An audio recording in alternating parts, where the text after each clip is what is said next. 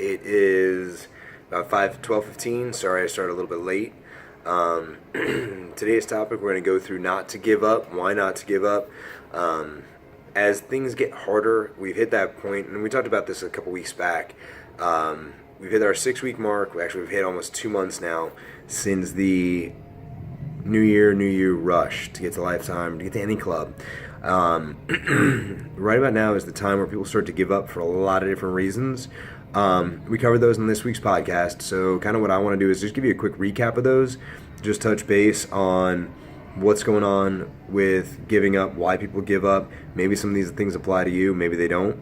So we're just going to hammer those out real quick, and I'll let you guys get back to your day, trying to keep these a little bit shorter so they're easy to digest and easier to digest chunks. So big things as to why people give up. People give up because they start to worry what other people are thinking about them.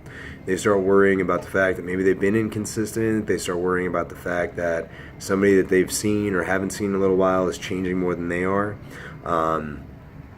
As far as other people changing more than you, be consistent to yourself. Care more about yourself than other people's results. I know it sounds hard, but when it comes down to your results are only important to you. The people around you also care, but your results are important to you. And you're also your own worst critic. So if you're not holding the line on your own results, if you're not being accountable to yourself, then it's very possible that you will not be getting the results that you want because of the fact that you're not being consistent and holding yourself true. But the other part is you may also be getting those results and you may just not realize it. Because again, we are our own worst critics. And if that's the case, then that's a big thing. So focus on yourself, focus on your results, focus on what the people around you are saying too.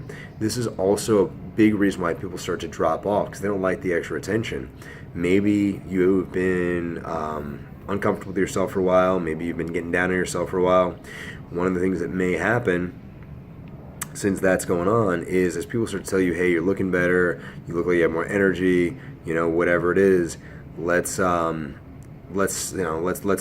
keep you moving, keep you motivated, whatever else. A lot of times that's actually a negative thing in a lot of people's minds because they don't like that attention. And it's a weird line to walk because you want people to see that you are seeing the results. They're seeing the hard work and effort that's going into it. But a lot of times that can just be a negative consequence of what they're doing. And even though it's a positive thing, they're just not used to it. So be receptive to people's compliments and feedback. Your journey is hard enough as it is. Don't make it harder by being self-conscious about what people are saying. We've all been there at least once. Hey, you look great in this dress. Oh, well, or not dress in some of our cases. Hey, you look great. What's going on? Oh, I didn't look great before? No, it has nothing to do with before. You look great. You look like you have more energy. You look more alive. Oh, so I look like crap? No one said that. You're just reading into it a little bit differently than you probably should. When somebody offers you help, it's another reason why people drop off because people start feeling insecure, they start feeling self-conscious. If you walk up to somebody and you're like, hey, let me show you something different, let me show you how to do something, or maybe this is a better way to do it, people start to freeze up and they go into the, oh, well, I've just been doing it wrong all this time, so let me just go ahead and give on up on that. And that's not what we want you to do. We want you to fix yourself, fix your body, fix everything you have going on so you can function at the best and highest possible level. So those are 3 really big reasons why people drop off. The other thing is time commitments, and we've talked about this in the past.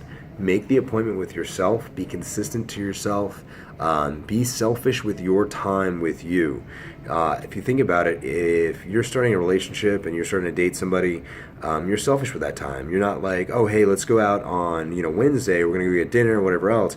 Wednesday rolls around and that other person's like, you know what? I got something else going on. You're not really receptive to that. You kind of back down a little bit.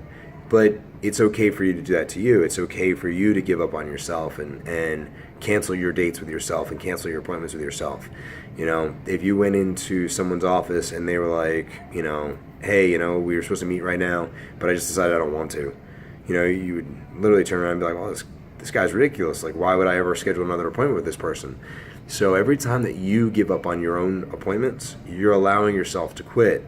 Every time that you quit, you're decreasing your ability to get to your goal because you're telling your body it's okay to quit. It's okay to be treated like that. It's okay to, be forgotten about.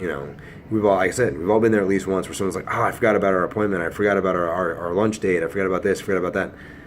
Maybe they did. Maybe they're one of those people that's very forgetful. In the age of technology that we're living in, you have your schedule on your phone, you have it on your computer, you have it somewhere possibly in your car. Your schedule is everywhere. It's universal, lives in a cloud, and it follows you everywhere you go. While sitting here, I got an alert on my phone and on my computer at the same time, just telling me that I got an appointment in 10 minutes. It's perfectly okay for you to schedule something with yourself, stick to it, but don't accept yourself bailing on you as a valid excuse. Would you accept that from a friend? Would you accept that from a romantic engagement? Would you accept that from your spouse? Probably not. You wouldn't expect that from your kids either. If you're a parent and you're like, hey, we're going to meet back here at 1:20, and the kids turn around and they're like, oh, well, I just figured I'd come back at 3. You're going to lose your mind. So think about yourself in that regard. Think about how important you should be to yourself. Because, again, if you're allowing yourself to quit, you're allowing yourself to quit. If you're making an appointment with yourself and you're giving up on yourself, don't do that. So those are your big 4 for, the month of February. We're coming into March, not Thursday, because we're not even anywhere near Thursday. We're coming into March pretty quick.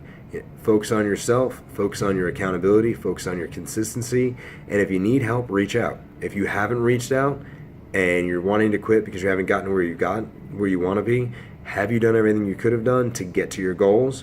The answer is no. And that's a hard pill to swallow, because we get that a lot from a lot of different people. I've done everything that I can do, so I'm just going to give up. Have you done everything you can do? Have you worked with a professional? Have you sat with a coach? Have you reached out? Have you gone online to find answers? Those answers are sometimes good, those answers are sometimes bad. A lot of the answers that you find online, maybe they're a quick fix, maybe they're this, maybe they're that. I have gotten so many people that have been like, oh,